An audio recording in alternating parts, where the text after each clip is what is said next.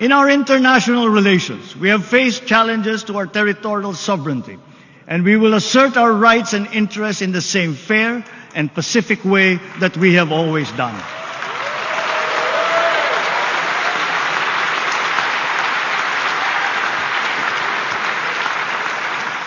Proper diplomatic channels and mechanisms under the rules-based international order remain the only acceptable means of settling disputes.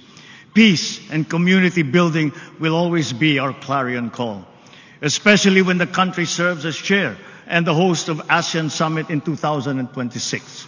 We continuously try to find ways to de-escalate tension in contested areas with our counterparts, without compromising our position and our principles. I know that our neighbors too are doing their best to make this work.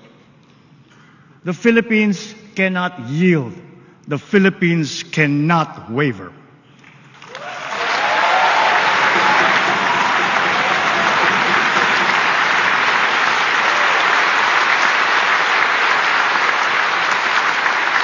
We are now more conscious as a people and strategic in heightening our aerial and maritime domain awareness.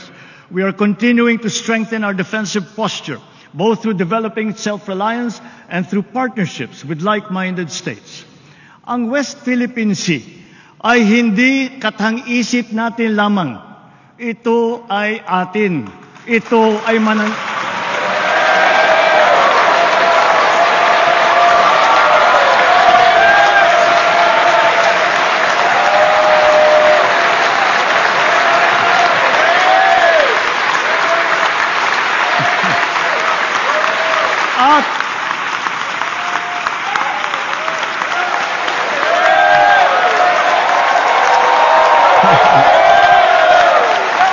At ito ay mananatiling atin hanggat nag-aalab ang diwa ng ating minamahal na bansang Pilipinas.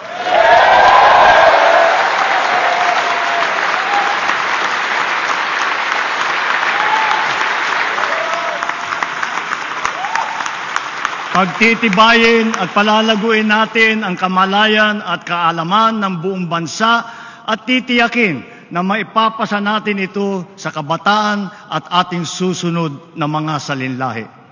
Laws on our maritime zones and archipelagic sea lanes make sure that this intergenerational mandate, this duty, will firmly take root in the hearts and minds of all our people. Sa buong sandatang lakas, sa Coast Guard, sa ating mga mangingisda sa West Philippine Sea, tagapimpunin niyo ang taus-pusong pasasalamat ng buong bansa dahil sa inyong ginagawang pagmamatyag at sakripisyo.